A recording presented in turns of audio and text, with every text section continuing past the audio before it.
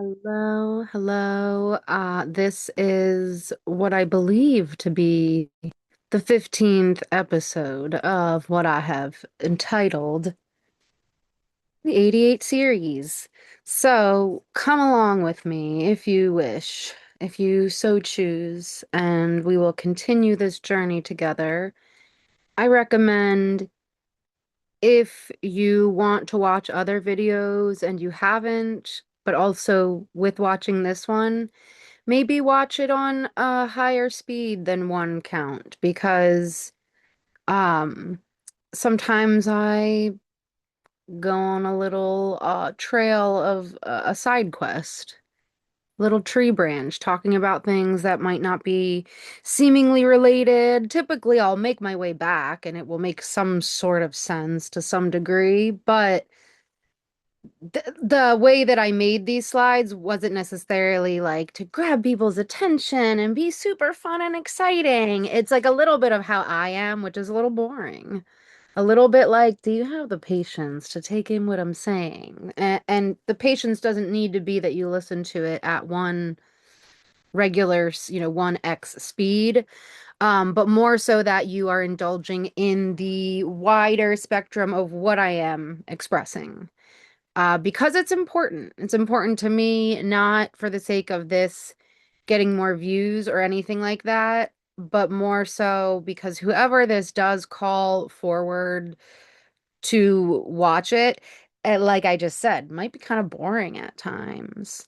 However, you could kind of even space out if you wanted to. There is something about my voice, and it might not even always be what I'm saying, but the fact that I am expressing in a certain way, allowing that energy and frequency to holographically echo or ripple out in some regard. So I'd appreciate if people listened because this has taken me time, effort, energy, and attention to not only like bring forth in some way, but also to choose to put it on here at all. And the way I see it partially is that nowadays people do want something that's like quick, short. It's got to be interesting right away. Like it doesn't seem like the allure of the unknown is really what people are seeking when it comes to, I guess how I function is I don't always know what I'm doing or why. And I like to be able to say that. I don't know. Maybe sometimes I have a reason or I'll even feel pressured to make one up. But really, I follow like a feeling. And that's not for everybody. But I will say that I am trying to shift some of the ways that I want to share on here, and it has taken me quite a while to share this. And so I'd like to share, let's sort of like wrap it up in some way while continuing to share other things. But I'm not like super popular and I'm not for everyone. However, there is something to me putting myself out here in a certain way and hopefully being received by people who vibe. And then in some other way, I would love to be able to make some money doing one of the things I do as like a service or whatever, but also to sort of be maybe someone in my bloodline who is like detaching from this like need to show up and be worthy in a certain way, to be of service in a certain way, to be able to provide for myself and not everything be about this manifestation of like, well, your reality is a reflection of your mental state. Like, we do not know everything. There's no rush. We don't, and mind you, maybe you're in a rush. That's not my, like, again, I'm not for everybody. But there are some things I am here to say for people I'm here for that are not always that comfortable to receive. And it's not about like liking me, or liking what I'm saying, but and it's not even like somebody's got to do it. However, I'm a person. I'm a whole person, not just part of a person. I'm not just this part that you see. I'm not just this part that shows up to share things. I'm a whole person. And so I got distracted because somebody walked by my room. Was it a cat? Was it a person? I don't know, but that's where my mind went in that moment. So,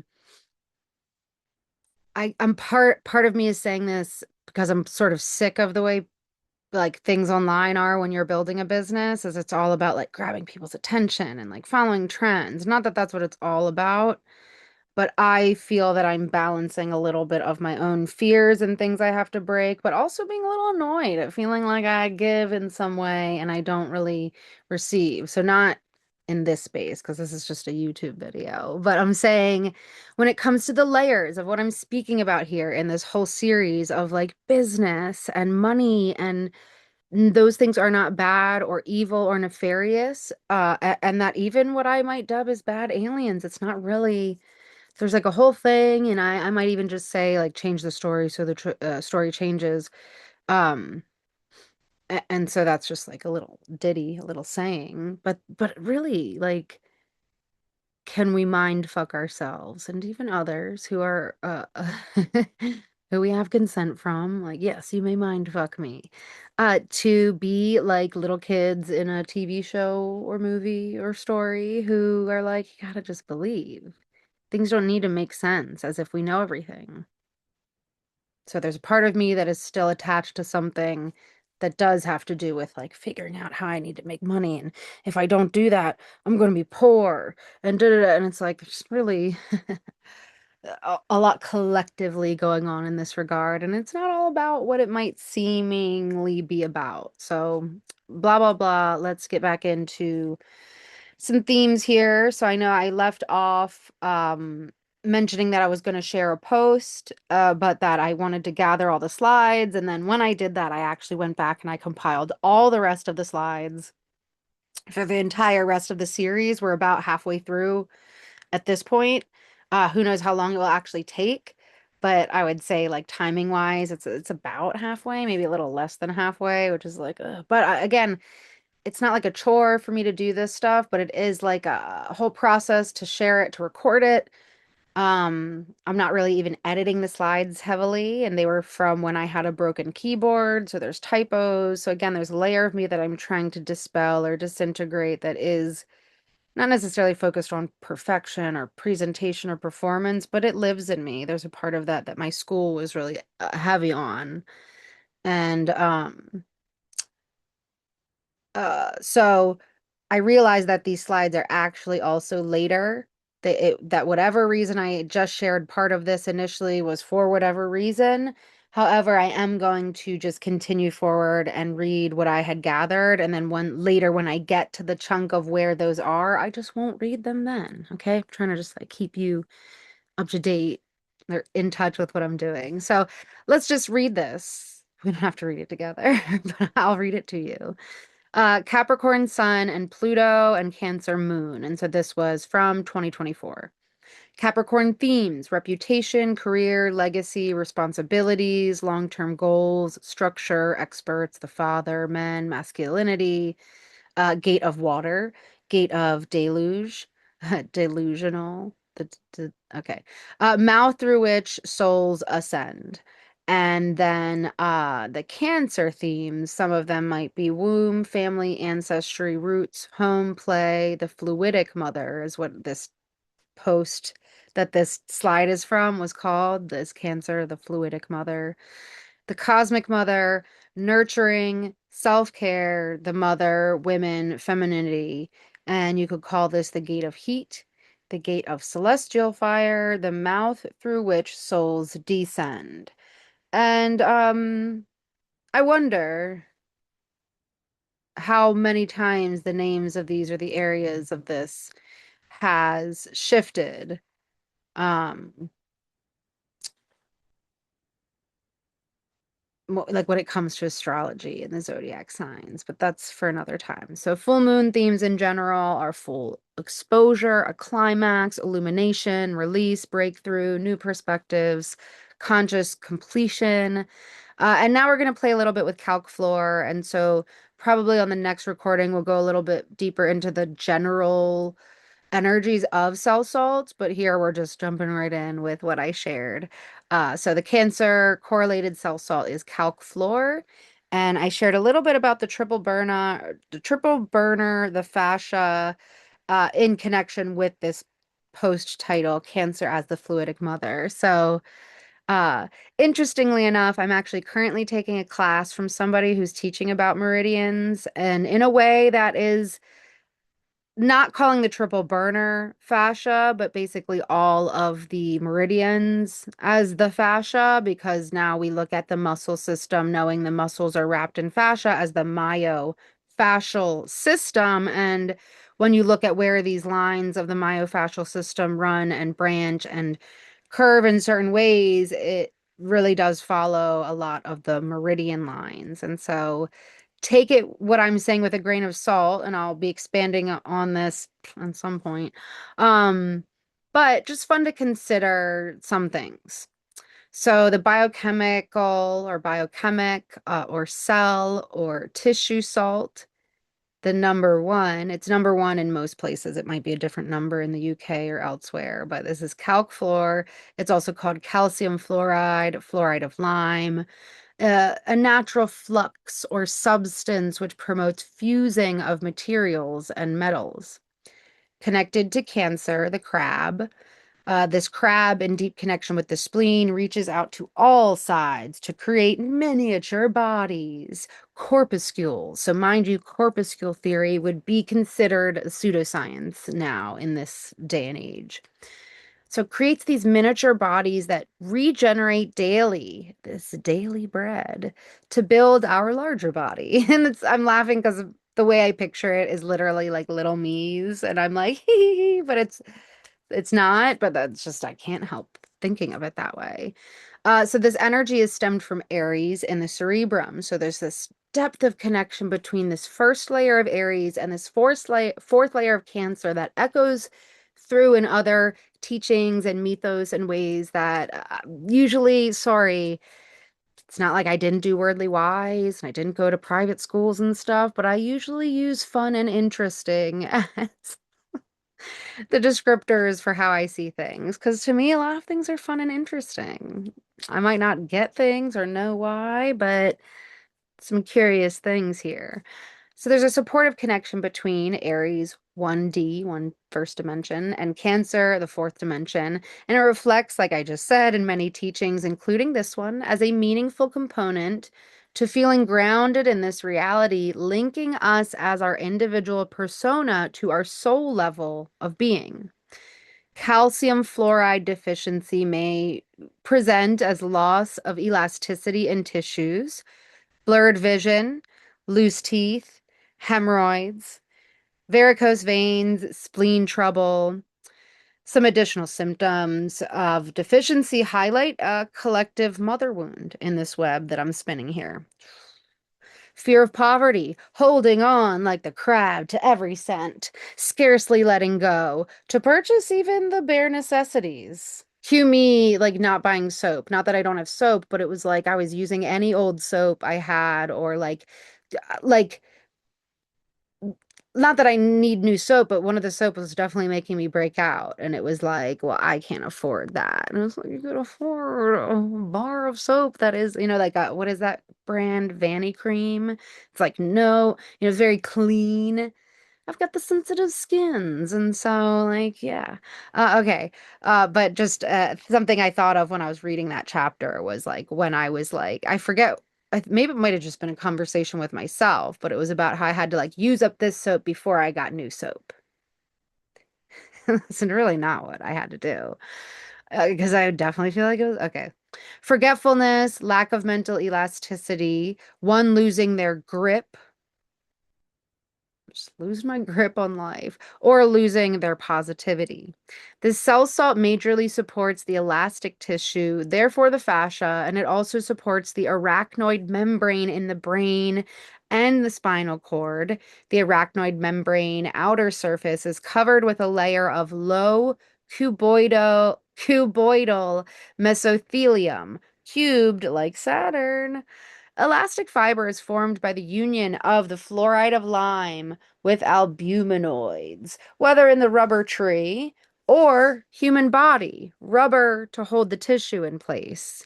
When elastic fiber is deficient in tissue, there results a sagging part of the positive and negative poles within the body, i.e., prolapse, but this is so much more than physical, it's also metaphysical. nod back to the Aries Cancer energies and this individual energy linked with the soul energy, our grounded reality here. The connection between the arachnoid fibers in the brain and their ability to reach the spleen rely on calcium fluoride. The threads or filaments of thought must be elastic enough to reach and connect. Otherwise, one may feel a crawling feeling like cobwebs on the brain. One may feel disconnected from oneself. Should say one's self, but I'll be doing typos. So, I've got a lot to say about this, but I'll keep it to these slides for this series here.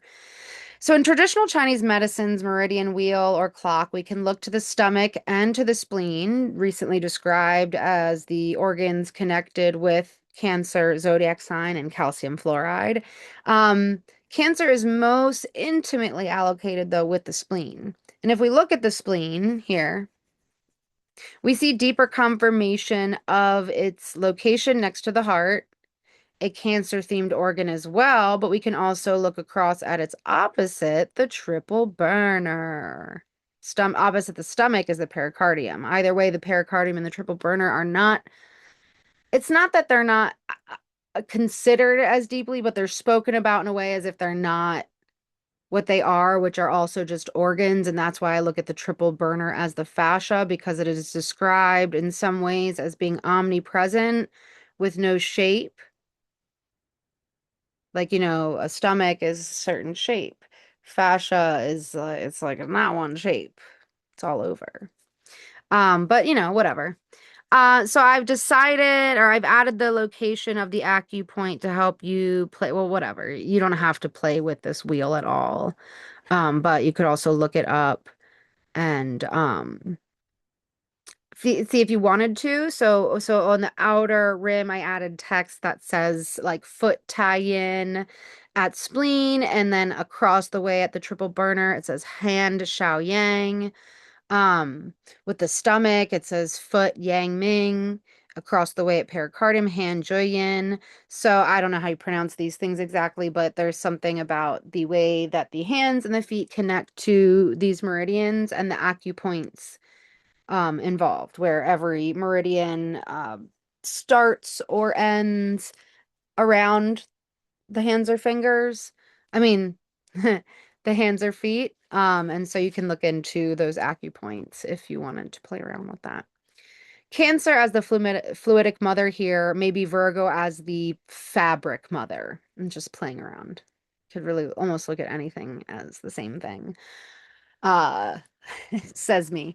Triple burner, responsible for emotional balance and harmony of spirit, responsible for waterways in the body, takes in fluids, transforms fluids, eliminates fluids, circulates fluids. What sorts of fluids? Could be the intracellular, inside of cells, and extracellular fluids, the outside of cells, that constitute the fascial network. It has a name, but it is formless and is omnipresent. It's connected to our origin, conception, and maybe beyond. It ensures free communication and circulation throughout the entire body. The burners are considered the upper, middle, and lower. Um, and sorry, my neck hurts, so I might be doing some stretching while I'm talking. Upper, fog, mist, top of head to heart, whereby the lungs disperse fluids to the space under the skin. The middle as a muddy pool, foam, heart to navel. Stomach churns foods and liquids and directs the impure to the small intestine and the pure to the spleen. Lower, a swamp, a drainage ditch. Navel to feet, small intestine separates the pure from the impure, and the bladder and the kidneys transform, separate, and excrete certain fluids. In Chinese medicine, Ku Li is a name for the description of the triple burner. And I don't know if that's the way you pronounce that, to be honest. The smallest system of spaces that make up the three burning spaces, aka the Sanjiao, triple burner, triple energizer, triple heater, a compilation of spaces and structural textures that exist throughout the body. Some propose that this is also a description for the fascial network and its relation to the triple burner. One of the many fluid products biosynthesized by the triple burner include the oily film we leave on substances we touch, aka our fingerprints, which is released through some of the smallest cavities within the body that constitute the triple burner or the coulis. And fascia, sometimes also called the crystalline communication network, fascia would be considered any tissue that contains features capable of responding to mechanical stimuli. We also have fluids that provide the most fundamental way to transport chemical and biochemical elements in biology. Together, the various layers of fascia from the largest organ system in the body and the only system that touches all other systems brings it all together. Um, Chinese medicine physicians over time have recognized the triple burner as the largest of the 12 recognized organ systems in the body, 12 meridians. The fascia, with its connection to the interior of cells and cell nuclei, and with its electronic conduction properties. I don't know why that made my brain pass gas. Could be a whole body regulatory system that works silently in the background, below our conscious awareness, integrating and coordinating the functioning of all of the parts of the body. Connective tissue, a composite material that consists of a strong, fibrous protein core, collagen, embedded in a soft polymer gel known as the ground substance, another nod to cancer's ability to help us feel grounded within this reality as the person we are. Each collagen molecule has a helical shell of water molecules intimately associated with it. So that would have six. I had a picture somewhere, but maybe it wasn't in this post. Diagram. Let's say we have 9 plus diaphragms, not diagram, diaphragms in our body. And so this is something I've posted about elsewhere in here. I don't know if we've gone over it because it's been like a year since I started sharing these. But I think there are over 12 that I've talked about in the body, technically, but whatever. So a diaphragm, what is it? Something that divides. It's intimately related to emotions and intellect. Diaphragms augment the flow of fluids in the body. Are the diaphragms also intimately connected to the triple burner and the fascial network? So I guess it's weird how that, do you see that when I do that? Oh, it's just because it's a different. Okay. I'm gonna read this at the bottom. We're headed back into some of the astronomy and astrology stuff we were speaking about before, but that was just a little nod to Cancer and that gate through which souls descend, and this aspect of something we'll touch back on, which is the cell salts and how I think they're magical and cool. And sometimes my life includes me experiencing directly some things like prolapse or whatever, where I have to directly experience it. And then I know a whole lot more about it. Not always fun, but definitely revelatory. A lot of revelatory. Is that it? Did I say whatever?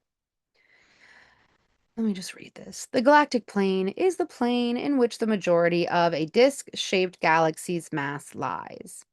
The directions perpendicular to the galactic plane point to the galactic poles.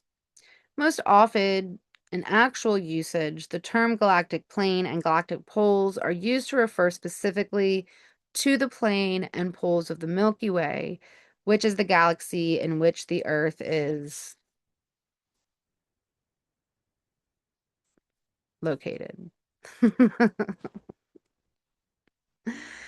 And so I've showed this before. This is from Ascension Glossary. It's just, I think, a really good image. The way it's like a disc and a disc, and I feel like they got the dimensions set in a way. And I think this is just from them.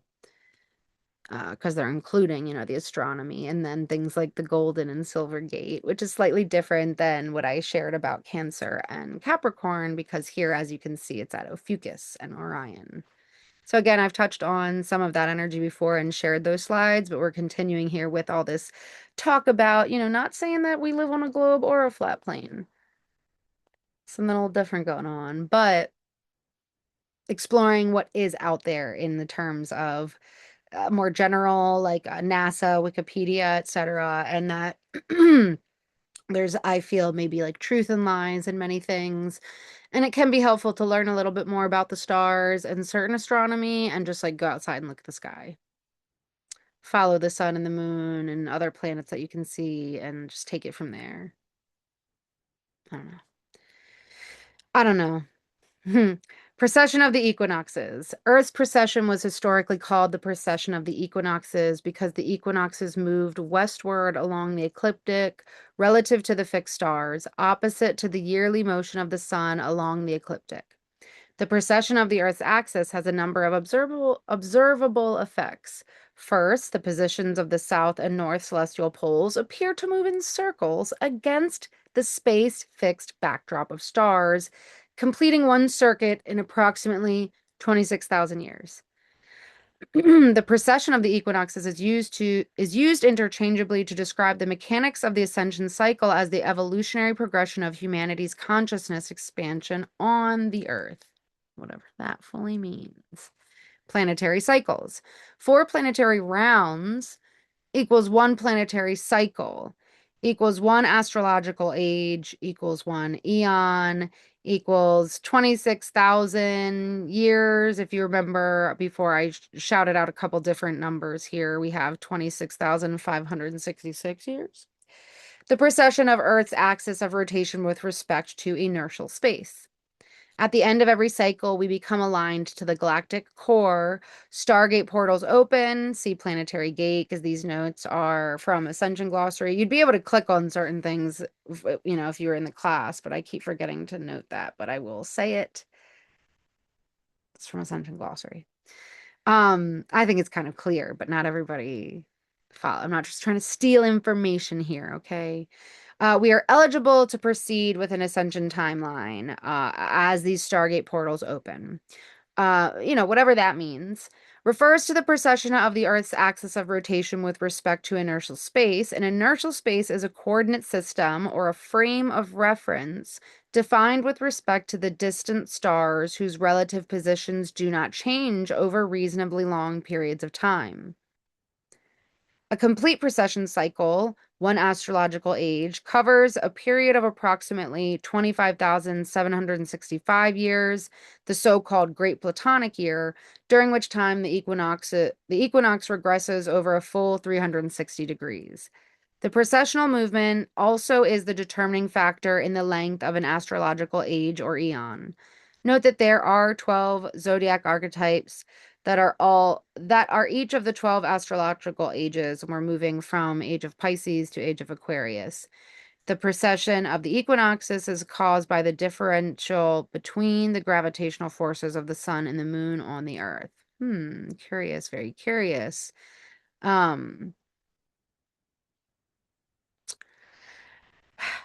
don't know. Platonic year. This is the term for the longest cosmic cycle from a geocentric point of view. It is the time taken for the vernal equinox to travel through the whole ecliptic. This takes 25,729 years. According to some estimates, 25,777 years. The vernal equinox spends on average 2,144 years in one sign of the zodiac. This epoch is known as a Platonic month. A Platonic day is roughly 72 years, the average age of a human being. I love Ascension Glossary for some reasons, but in general, here on Earth, I find there's just a tremendous amount of assumption and generalization projected because people need to like make a name for themselves or make a living, or it's like sharing information, but also like this side of things that's sort of like narrating a story subconsciously, that is like, this is what it is, so we must just all repeat this information. um but that's, I think, just how my Aquarian energy works, is I'm always like, well, how do we know? How do we know anything? Platonic month. Exactly 1/12 of a great year. The length of a Platonic month equals 2,160.4 years. If you notice, though, like these are all taken from uh Wikipedia or Ascension glossary, and a lot of Ascension glossary stuff is taken from Wikipedia. And I'm not saying taken like stolen. I'm saying these are just like generalized information, not necessarily the most accurate, but me keeping to the theme of using them for notes and then seeing how many different years, like so much is approximate. And how do we know that all the records we have are accurate to what time is perceived to be, let's say in this lifetime versus another? Sorry, I got distracted by someone outside my door again. Okay. These figures may be represented as adjusted to the estimated years used to calculate the precession of equinoxes, i.e., 26,000 years or 25,729 years, etc. The term appears to have first been coined by Carl Gustav Jung in Aeon, where in footnote 84 he gives us its calculated length, 2,143 years. 2 centuries earlier, Voltaire had proposed the concept but not given it this name. Ascension is the complex quantum mechanics governing the movement of consciousness through time and space. Consciousness is energy, as well as energy is intelligent consciousness. When energy shifts, so does our consciousness. Time and space, as we have known on planet Earth, is changing, and we are moving into a future timeline. Through gradual exposure to frequency activation of various stellar bodies, the planet is transformed into higher dimensional frequency planes of existence. One can consider the multidimensional model of our reality through the study of the universal time matrix and the universal tree of life. The shift of frequency forces of all the planetary inhabitants to shift into the newly exposed planetary frequencies and adapt to the accumulative impact of the shifting energies. All humans have a unique blueprint and pace to keep aligned with the planetary frequencies. Ascension stages. Inner sustainability is integrated spiritual ascension and is the ultimate energetic sustainability when we self-source from within our soul and monad connection. I'm trying to read like Lisa Renee. Our personal spiritual source field connected directly with God. We end consumptive modeling and vampirism of other people's energies when we are capable to self-source and develop our spiritual bodies and clear negative ego and the pain body. I left in these things that say like see ascension stages because I invite you to go take a look at Ascension glossary and do that if you want. Triune of the universes. Right now, we can access up to the 12th astrological precession in the inner world's timelines, which includes another 288 possible organic timelines, totaling 864 timelines. And all of those cellular memories and their DNA fire letters. See Triune of the universes. At certain points in the time cycle where merges occur, new architecture can be created, which impacts the particle and antiparticle time field. This time is now. The inner worlds are the access key to creating the universal ascension timeline known as Ascension Plan B, of course. Duh. And I would say that I guess I'll just keep saying to take it with a grain of salt. So this is taken from Ascension Glossary as well. The first section of the Triune is the oh, hold on a second. Okay. Bye. I feel like my parents just are like, all right, we're leaving. And my dad wanted my mom to make sure I heard. That's fine. But that's sometimes what I call bad alien energy. Not that I need to be like, nobody interrupt me while I record, even though sometimes, 'cause one time they were fighting, I was trying to have this live call, and I was like, "Oh, shh, please. Because I have a cat door on my bedroom door, so I can hear a lot. But it's funny because I feel like they only tell me they're leaving when I'm recording something, is the point I'm making in that point. I'm like, that's a bad alien vibe because never is it when I'm not recording. Okay, I can't say never. But so many times they leave and don't tell me. So it's just funny to me. Okay. The first section of the triune is the particle universe scale of time. The second section of the triune is the antiparticle universal scale of time. The third section of the triune is the universal inner world scales of time, or the in between spaces. As a kid, I would say I'm from the in between. And I think that is interesting. Little jarring when I learned about this science, because it's not the truth of all truths, but it's very close to a lot of things that I have believed and lived in my life. At the bottom, it says last ascension cycle for the human race, and then it says enslavement begins. Trans-time continuum convergence. Note 1 is that it says astrological precession rounded to 26,000 years for easier charting. Please use as a guideline only. Note 2, triune timelines accumulate as planet has access to their memories. There is 864 timelines representing 864 time vector codes for a total of accessing 1,728 Christos identities, Master Christos collective consciousness. So a lot of jargon across the board here that I've shared so far. And if we take a look at this chart, what I will say is, okay, first column, simultaneous planetary time cycle. So again, these 12 planetary time cycles in triune universal scale. Line 1 says first astrological precession, ending current cycle in 2012. So the idea suggested is that in 2012, this cycle has ended. How do we really know what calendars are at all? Even though I understand, you could tell me what a calendar is, and I would be like, okay, but like, I don't know. There's a part of me that just really knows deep in my being that even if people judge me for liking this kind of stuff, that's fine because it's not really about the stuff. It's about what information has been easiest accessible for me because I already feel quite crazy. So sometimes I don't want to comb through a bunch of things. Okay.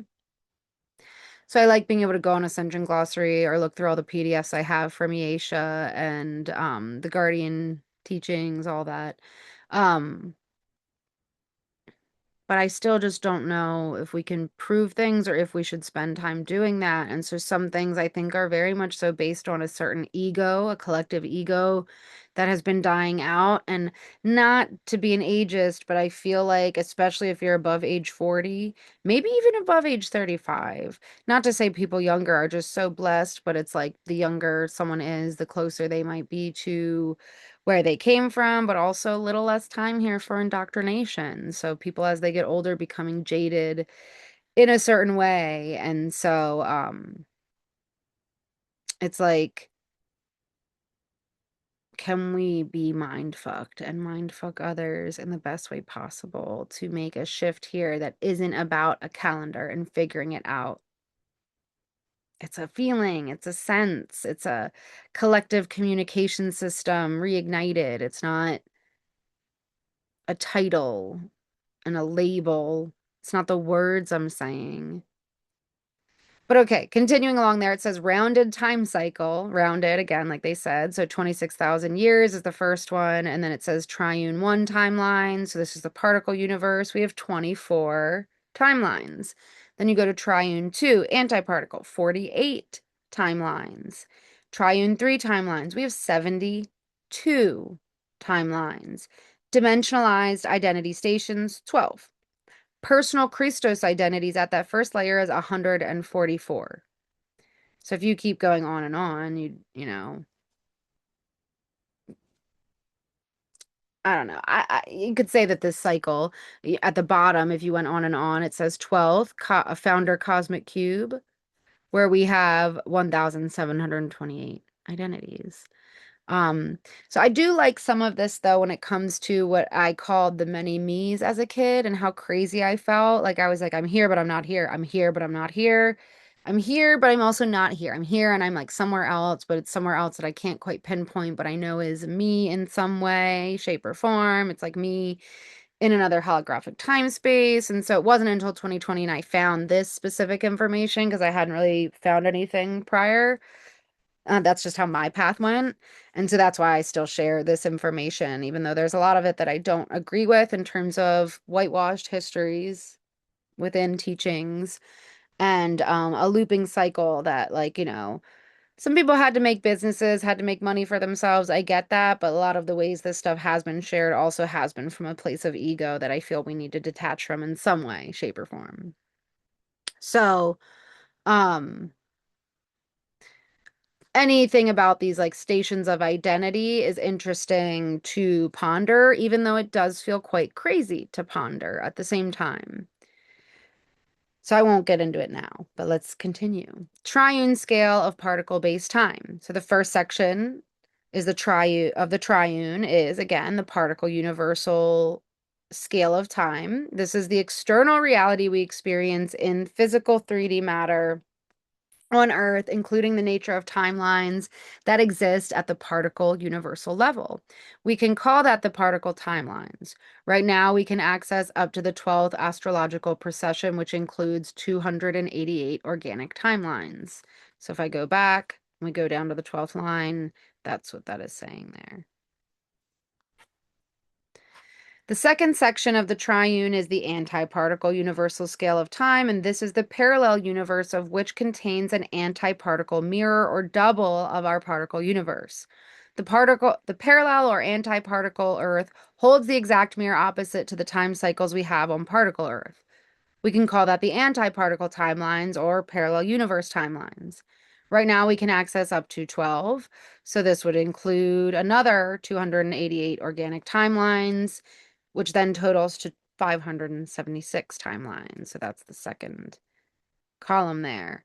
Um, Sometimes I like to think of this of when I was a kid, waking up from a dream where I felt like I was in a parallel world to the point where even like my room was situated as a mirror, like my bed was on the other side of the wall, and to the point where I genuinely thought the phrase I woke up on the wrong side of the bed meant that you were parallel you and you were in the wrong reality and you woke up on the wrong side of the bed and you just don't feel right. You just don't feel like you. Everything's a little off.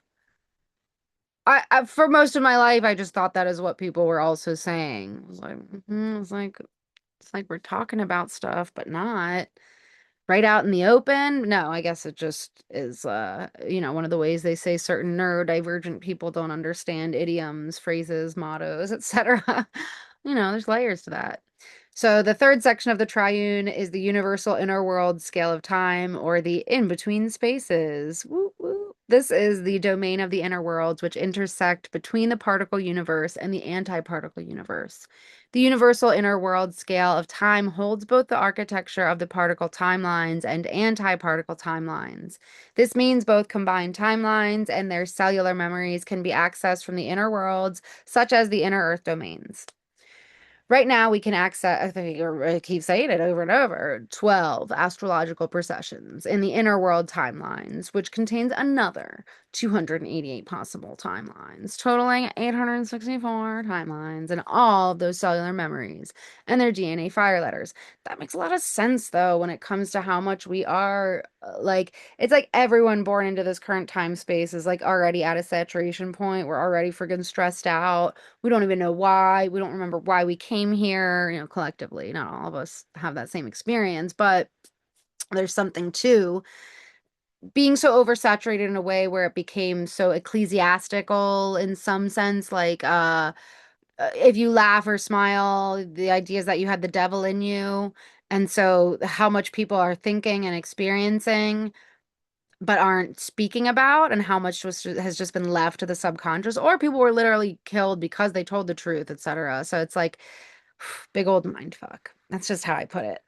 At certain points in time, in the time cycle when merges occur, okay, I already read that part in a different Hermaphrodite. I'm not sure exactly what I read before that led to this. I know it was something, but through the perfect union of two forces, as an example of the gender principle, with Adam and Eve in the waters of sex and with sex chastity, the pillar of the Hermai is perfected and made into the image of God through the herogamic union of the inner Christos Sophia. This is represented in alchemy of unified polarities. In this term of hermaphrodite, we see Mercury, Hermes, uniting with the goddess of love. Her name is Venus or Aphrodite. When Hermes and Aphrodite unite, they form Hermaphrodite, the perfect balance of unified male and female principle.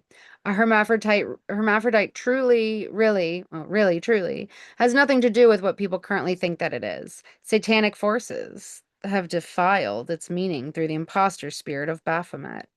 The deeper mystical understanding of the hermaphrodite is the etymology of the word comes from the union between Hermes and Aphrodite, and is the herogamic union of a god and a goddess, a perfected and whole being. Perfect balance and union between masculine and feminine united as one. I love, like I said, certain stuff, but I can't even continue reading. I'm not even going to read all of this because it just gets a little bit like, again, truth and lies and all, and there's genuinely, well, actually, part of this is pretty cool. Um, it's like some of it gets too new agey, is how I'll put it for me. But let's read this one, universal male and female. Now that I said that.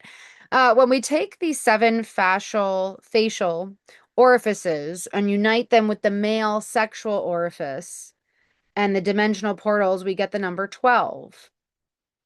The correct pattern of the electrical spin for the universal male is 1212, and the same architecture in the planet body is the 12 tree grid. And when the 1212 is projected as the first image of God as a human atom, it is called the albion. The geometric form of 6 is inherently connected to the sexual organs of a female. When we take the 7 facial orifices and unite them with the female sexual orifice and dimensional portals, we get the number 13. The correct pattern of the electrotonal spin for the universal female principle is 1313. The same architecture exists at the planetary core as the mother arc. And when the 1313 is projected as the first sound field of God from the universal creatrix, it descends the Holy Spirit, and the colors created fill the albion with a palette of colored music. And this music is called the cathar. When these electromagnetic patterns of male albion star code and female cathar star code unite in balance with each other, they create the rod and staff. And so take it all with a grain of salt, but there's some interesting layers there with just that aspect mentioned. Because when I say holographic, like the cathar and the albion are also references to other things that have occurred here, but it doesn't mean that they're not also these things. And some of it, like I said, can become a little bit too new agey for me, but some of it I really enjoy considering. So this here says all sexual or this says at the top, male organs are the earth principle. All sexual organs are orifices that function as sacred. I feel like the reason seems so random is I'm sharing slides from the live calls that I did in between stuff as well. And there was something going on with Mercury and Venus at the time. So, sorry if I've confused you. Pardon me for the redirect, but we'll get back to whatever it was before that we were talking about. Male organs are the earth principle. All sexual organs are orifices that function as sacred principles, which serve as a physical conduit to its spiritual counterpart connected in another dimension. And most people that do not take care of their sexual organs or do not view them as sacred vessels, the sex organs are directly connected to the second dimension through the lower sacral chakra. To keep people unaware of their sexual organs, guilt, shame, and categorizing sex as taboo or as a casual sporting activity are used to keep people ignorant of their own bodies. The second dimension is the location hijacked by the fallen entities who attach implants to the sexual organs to drain the creative energy and create pain or addiction through the sexual misery program. When we gain consciousness, we want to redirect our sexual energies to higher dimensions through our heart chakra and eventually hand over our sexual organs to our loving Christ avatar self. We should set our spiritual goal to not engage in sexual intercourse unless we are fully loving in our heart, in full consent to the act, and committed to another to explore monogamous relationship. The more people we have sex with, the more astral cords are created and our sexual organs are drained of energy, and we are exposed to more entities. Remember that sexual energy is potentially the highest yield of life force energy that the NAA and fallen entities can harvest from your body. It is critical to never engage in sexual activity with any violent or dominating person. Do not let them have access to your sacred sexual centers. And let us review all five of the male sexual organs that function as a portal of consciousness to other dimensions. So there's also female organs we'll get to, and take it all with a grain of salt as well when it comes to genders and all of this talk. But I will say, I dated someone a couple years ago, and when we did engage in sexual acts, I was like so taken aback by how many like astral cords were in his field. And it wasn't, he just thought I was like slut shaming him when really he had been lying because these people's like faces were popping up and it was all sorts of stuff where I was like, oh, you don't have any friends. You just hook up with like everybody. Like this is crazy. And it got to the point where he called me paranoid and I was like, but I can literally see all this stuff. And so mentioning that to say that people will just get gaslit about these things when it comes to these are experiences we're having where let's say someone is cheating on somebody or being too open in a certain way with that in between energy with another person that lets them into the sexual acts between the two people involved, and it's like portals are opened. And I just know I was like hearing conversations and seeing things play out, and I would like ask him stuff, and he'd be like, "No, you're being crazy." And it was like, "Oh no, you just don't want to admit that you don't have this ability to treat your body a certain way actually energetically." And that's okay, but it's none of my business until it's my business, you know? So I'm mentioning that not to just mention a relationship, but that this is occurring in a lot of ways, in a lot of places and spaces where people are out there doing energy work on people while they themselves do not have energetic hygiene to be doing it. They're actually almost like doing sexually transmitted, like where it's not about like actual sexual contact, but the sexual energy and someone opening up so vulnerably to another person. It's like transmitting things, but also just like very contradictory. What are you doing and why? And there's a lot of that going on. And we keep seeing it more and more in certain, you could say, new age spaces where people are being exposed for the liars they are. And a lot of it does surround often like sexual energy, not just having to do with sex, but all the multitude of ways that our own sexual energy does exist through our physical bodies and vessels as these portals. So it says prostate gland, hidden, access through the rectum, right testicle to right ureter, left testicle to left ureter, rectum, penis, or urethra.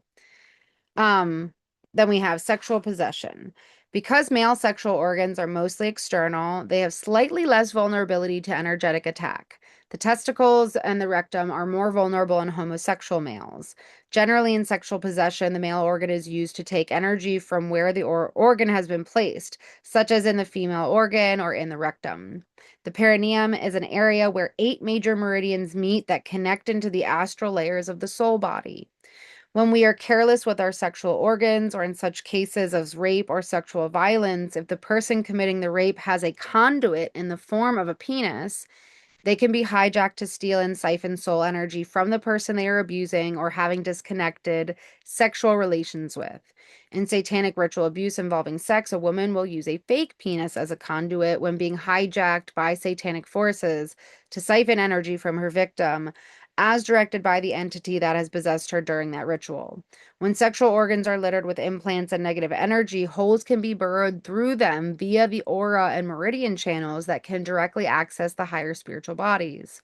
A negative entity prefers that because when they access the spiritual body from inside the sexual organs, they can yield a lot of life force energy from that person. The deeper they burrow into the body, the more pain, agony, addiction, and misery the person will experience. In direct demonic oppression, the area of the body or possession, the area of the body infiltrated will have a deep burning sensation that is felt on the skin area or inside the organ itself. In sexual ritual abuse, children subjected to sexual abuse are tormented in this way because when the sexual organs are penetrated, the satanic entity can easily attach and bind to the child. The entity will continue to use that body throughout the person's lifetime, and often this happens subconsciously, and this is a lot of what unfortunately a part of the CIA and branches of things are riddled with in terms of connections and knowing things that they did not stop or change or actually care about human people. Okay, care about life. Female organs as this are the spiritual principle. So we had male organs are the earth principle, female organs are the spiritual principle. And I just want to put this there.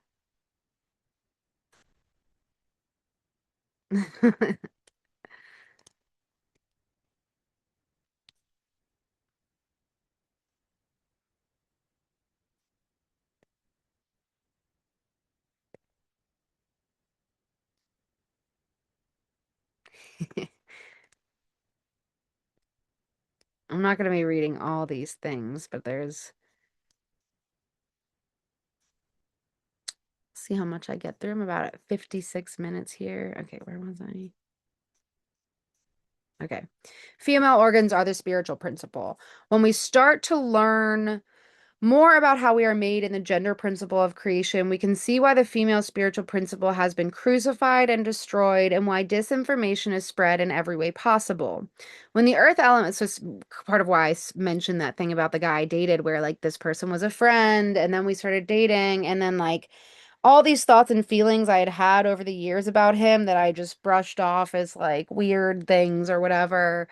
It's like it came into real life shit and I confronted him about stuff and I was gaslit pretty much. And so I'm not saying that I didn't have an equal part in terms of the human experience of dating somebody and both people doing things for a dismantling of a connection. However, it really irked me in a way that I actually like I went offline for a while. I disconnected from a bunch of people and it made me really like a little bummed about like how people could be doing this sort of thing in the ways that he was, but like so carelessly and in a way that, yes, like the things he said to me about what we did in certain ways, it made me realize that he had no respect for women.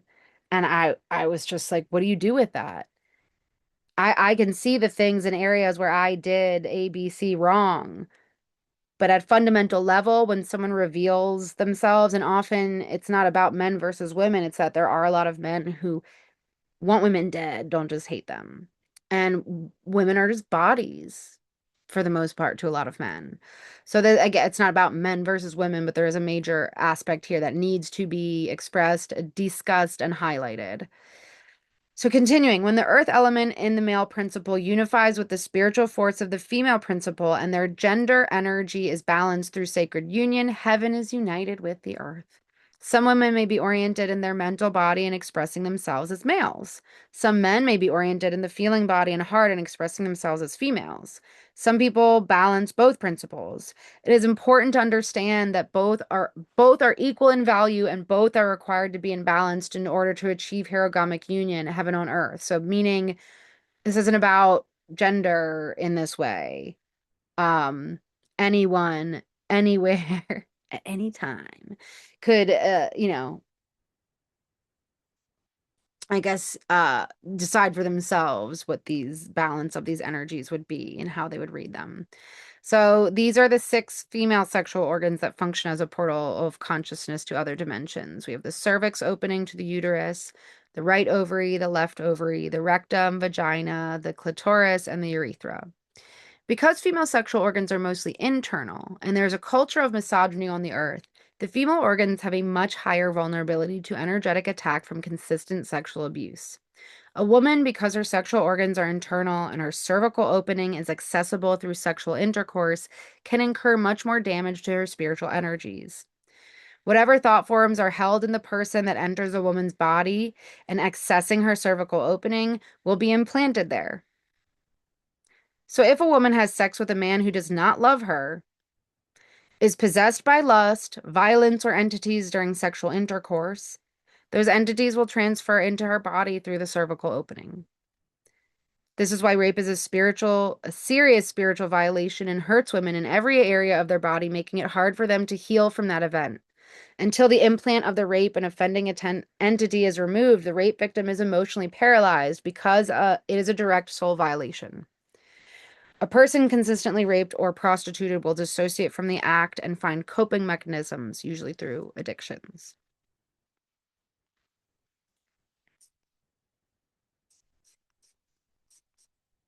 I don't know if I'm going to read this one.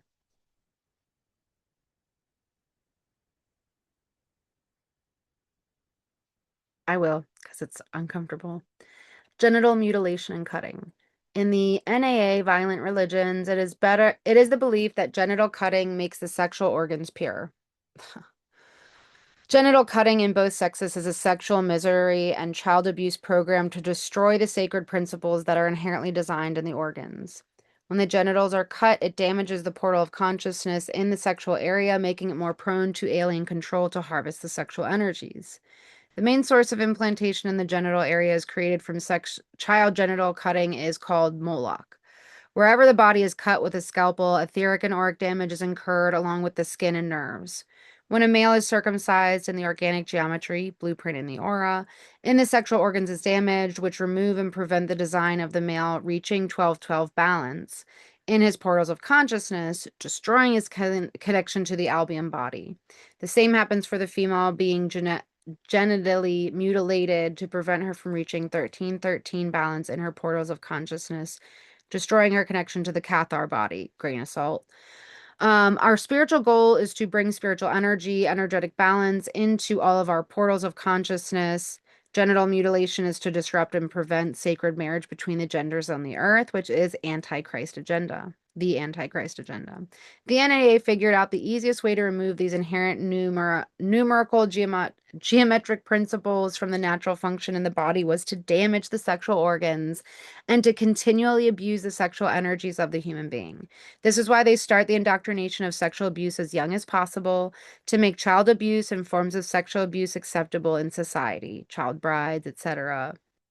Look at the fucking current administration. Like, it's not about like, oh, I don't like Trump. It's like looking into certain things and seeing, like, I lived in North Carolina for a while and I was like, holy shit, this is not about politics. This is bad alien shit. Where like it's not about Democrat versus Republican because there's a whole bunch of awful, but I would say certain child bride energy has been discussed way more than I've ever seen it talked about. Mind you, I'm only a 38-year-old baby. In more advanced stages of SRA, it is further designed to fragment the child to become dissociated and develop multiple personalities as a result of intentionally administering severe pain and abuse to the child and adults. Please pay attention and notice that children are targets, and as we spiritually mature as a society, that we may seek to inform and better protect our children. Everybody needs protection, though. Abuse and torture of children and women is the black plague of the human race today, and it is spread through the infection of the alien predator mind. The Golden Gate. So we're bouncing around here, and I will come back to this stuff when we speak about Hollywood, but also about the Order of Malta and trickles of timelines between and amongst different things. So we'll come back to that because it's important for me to talk about. It's when I said it's uncomfortable, so I'm going to read it, is because it's not all about religious ecclesiasticism to say that there are things that are real. So it doesn't have to be called demonic entity, but people do harm people, and their intentions are to be evil. And people are the ones doing these things. Even if they are summoning or allowing possession from ABC, it is the people committing these acts. And we could get into like, well, that's just the hybrid people, whatever. I think we're beyond that, and that's where we need to have some mind fucking and changing the story occurring. So Golden Gate, mentioned it before. Remember talking about the Capricorn energy as the Golden Gate to a degree, but this is the Ascension glossary version. The Golden Gate is located on the circuit path where the two great celestial spheres that intersect, excuse me, together that create four quadrants. The quadrant is one of the four circular sectors in the equal division of the planetary sphere. The first great circuit is the path of the sun through the zodiac made in its annual cycle. The other is the circle path made from the center of our Milky Way galaxy called the galactic equator. The intersection point made between the two circuits located between Taurus and Gemini constellations, where lots of my planets are, is known as the Silver Gate. The intersection point of the two circuits between Scorpio and Sagittarius constellation, right under Ophiuchus's right foot, is known as the Golden Gate. Return of the ancient of all ancients. During the last weeks of aggressive interdimensional spiritual warfare, a very firm and resolute message was received from the Emerald Guardians that this phase of the cosmic energy cycle heralds the triumphant return of the ancient of all ancients. This is from 2024. From the first creation of the Cosmic Father matrices, that is bringing the Cosmic Father's Ruby Templar into spiritually marry with the Emerald Order Templar. The return of the Cosmic Father Ruby Sun Network that originally created the spiritual solar father principle in the eye of God, or the Godhead Ruby Ray capstones located in the parallel father universes, is a significant and historical occasion that is delineated by the completion of the evolutionary rounds of the astrological ages that unite the triune of the universes, merging into the universal ascension cycle. So, something I've been saying for years and years and years is that timelines are not falling away. They are merging. And this is going to be weird. I have no idea how this is going to be to experience.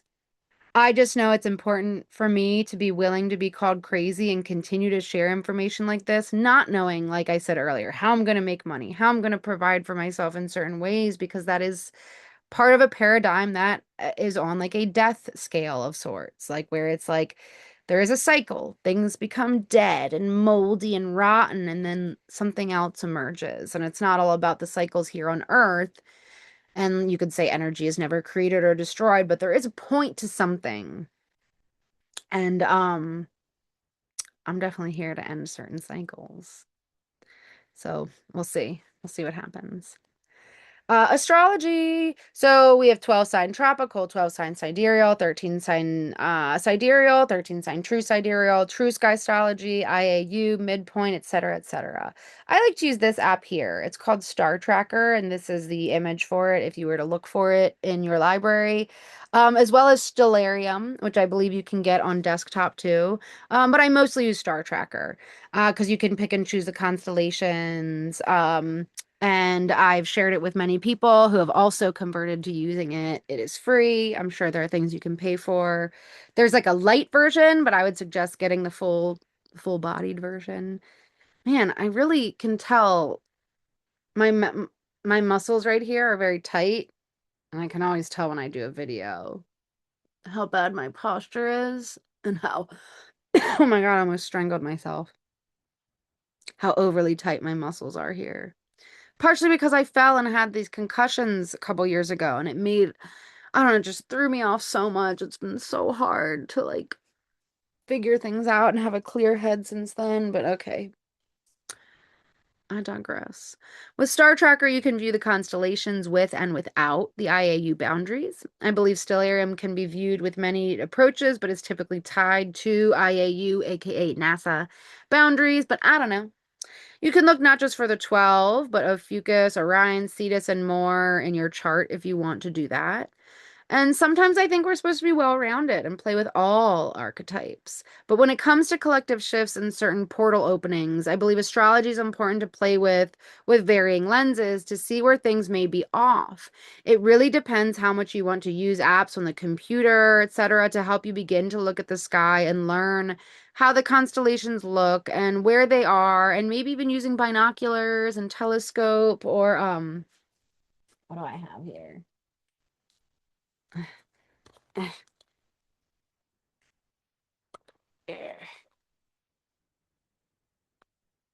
My mom just gave me this.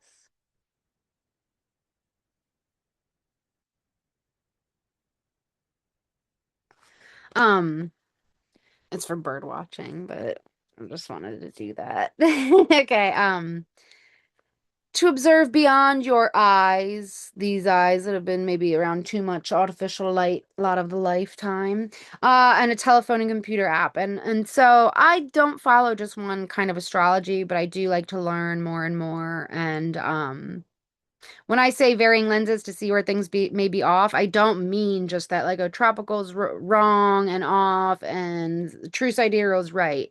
No, any framework's a little off, is how I see it. Mad Hattery, ho ho ho, ooh, who knows? We are speaking riddles, and you're gonna have to figure it out for yourself. There's no one formula. Mere example being 2 plus 2 is 4, 3 plus 1 is 4, 6 minus 2 is 4, 5 minus 1 is 4, 12 divided by 3 is 4, 6 divided by 4 is 4, 20 divided by 5 is 4. I don't know, just lots of ways to get to one place. That might not make sense to people, but it's literally that simple. Okay, astrological magnetic imprints. So the astrological magnetic imprints, there's a lot of Ascension glossary in this one. My apologies. The astrological magnetic imprints are important for self-study in the early stages of spiritual ascension and clearing mind control, as they have many different consciousness influences. Some are artificial overlays that run in our 3 layers of ego. After learning our natal astrology in detail in order to acquire and embody greater knowledge of what influences the self, we can then transcend these magnetic imprints and free the false identity structures they reference as we step into monadic integration. In my opinion, that means that we are not any of our charts, and we are all of the signs and all of the archetypes, and we can be aware enough to be able to choose into a wider, fuller spectrum. But no, they're going to say 12's wrong and 13's right. Western astrology. Western astrology is the system of astrology most popular in Western countries. It's historically based on Ptolemy's Terra Byblos, 2nd century CE, which in turn was a continuation of Hellenistic and ultimately Babylonian traditions. Western astrology is largely horoscopic. That is, it is a form of divination based on the construction of a horoscope for an exact moment, such as a person's birth, in which various cosmic bodies are said to have an influence. Astrology in Western popular culture is often reduced to sun sign astrology, which considers only the individual's date of birth, i.e., the position of the sun at that date. Transcript, so still from Ascension Glossary. But I do know that the pole stars are changing position in the cosmic clock, and something with the axial precession is changing in relationship to the North Star or the polar stars. What I understood about some of the artificial timelines that needed to be destroyed, that the negative aliens had used AI technology to put in place down here as a part of something they called the checkerboard mutation, the checkerboard matrix down here, which was a part of controlling timelines.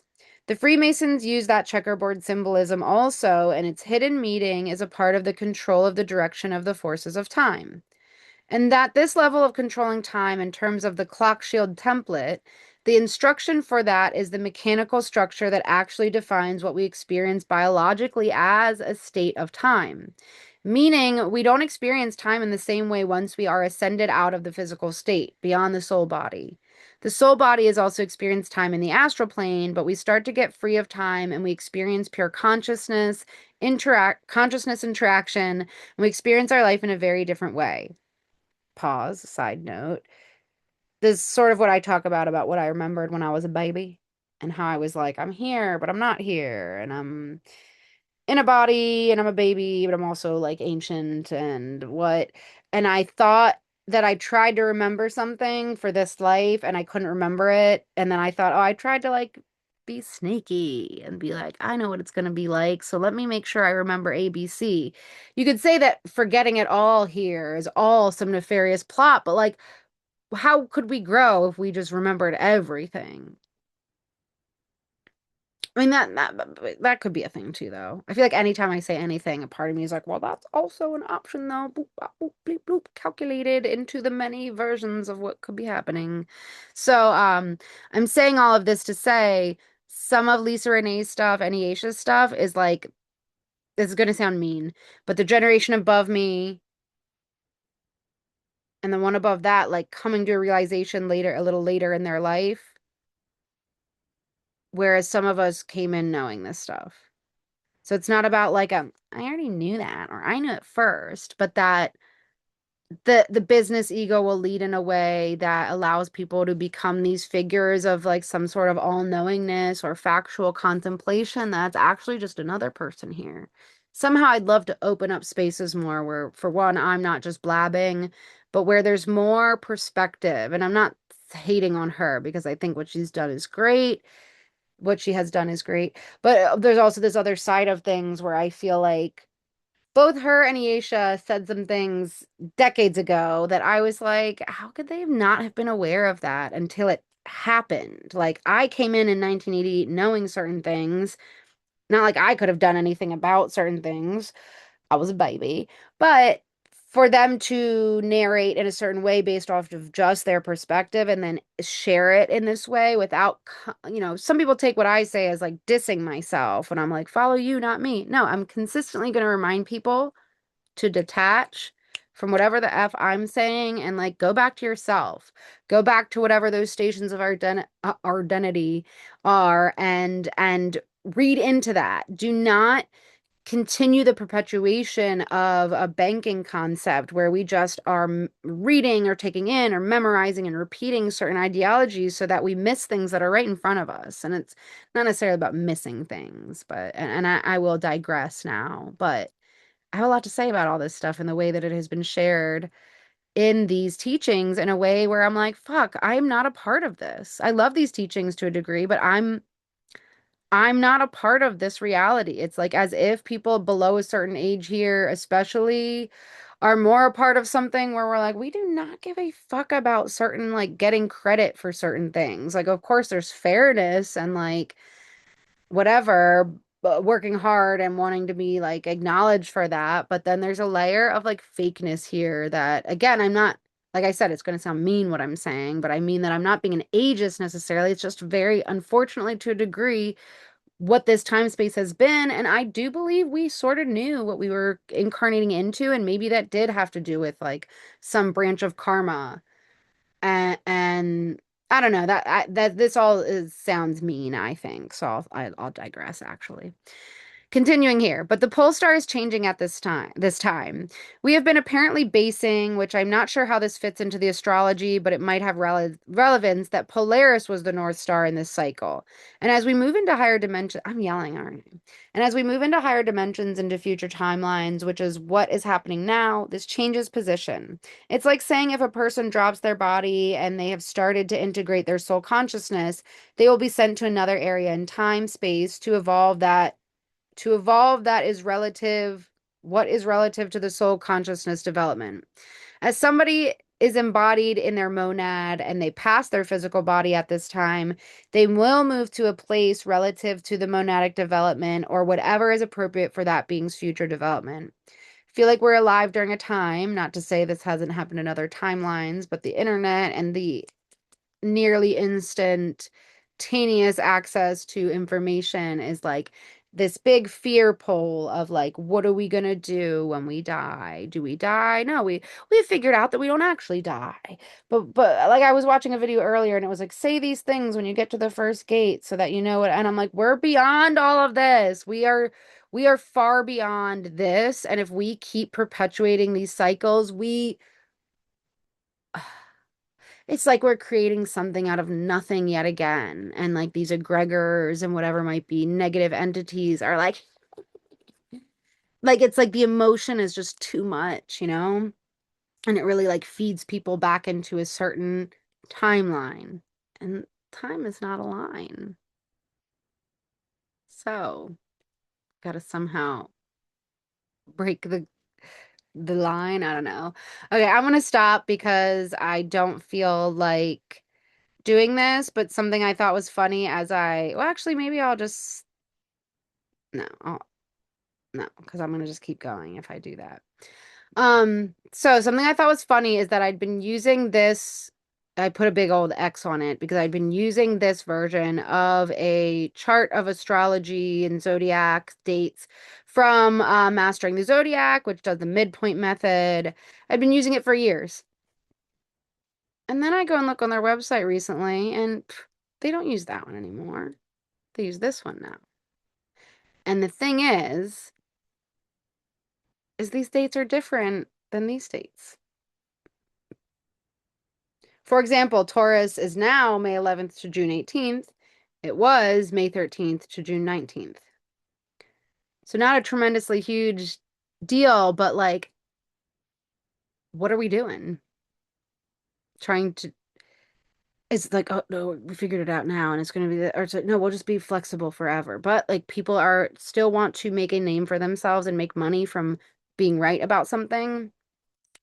I believe, fuck all the frameworks, far beyond that is the human connection.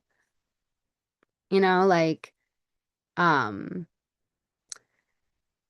maybe you get a reading from someone and you like one part of it, but then you get a reading and they do a different thing and you're like, that one landed so much better. It's not necessarily about the archetype or the framework. It's like the connection with that person and whatever energy should shift in you. You are open to apply that to whatever gnosis and framework you want to, but things are not always what they seem to be, that can be annoying because we have to sort of be constantly vigilant in a subconscious way to a degree in this time space. But there is sort of like a mode that we can train ourselves to be in where a part of us is scanning without needing us to be consciously scanning. That would be called like neuroception in the polyvagal theory. We can work with things. It doesn't always have to be about regulation, but widening a spectrum and nourishing it. Let's say the spectrum is like numbers, and the numbers are 1 to 10. And instead of having to choose one number, you always have 1 to 10 available to you based on the relativity of what you're experiencing in the moment. And the moment is now. And the present is a gift. All right. Talk to you later.